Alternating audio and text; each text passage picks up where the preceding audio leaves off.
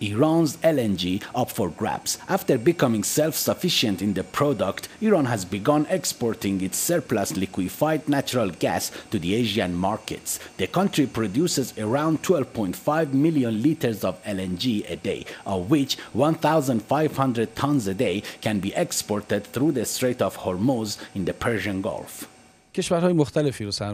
Over 6 countries have invested in Iran's oil and gas projects. This means sanctions have failed to bite. We have paved the way for joint ventures in upstream projects and LNG exports in the South Pars Special Energy Zone.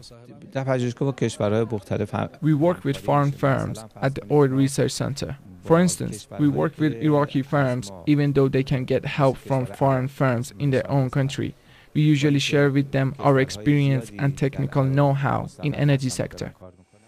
Energy officials say at least 6 countries have made huge investments in Iran's energy sector, including upstream projects of oil and natural gas. Despite the tightening of sanctions by some Western powers, they say export volumes of oil and natural gas will continue to grow in the coming months.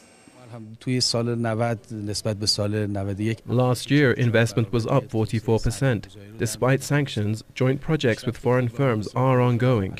Most of our engineers are Iranian nationals, producing around 60% of everything that we use in the South Pars Special Energy Zone. We welcome foreign investment because the zone has what it takes to develop even further. We are working on a pilot scheme called Mini LNG.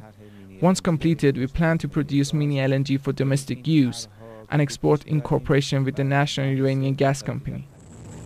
In addition to LNG exports, Iran's oil shipments to Asian markets have also jumped in recent months. A new report by the International Energy Agency says Iran's oil exports rose to 1.28 million barrels a day in last February. The report says Asian refiners like China, India, Japan, South Korea, and Taiwan continue to buy Iran's export volumes. They also plan to more than double Iranian oil imports in April and May.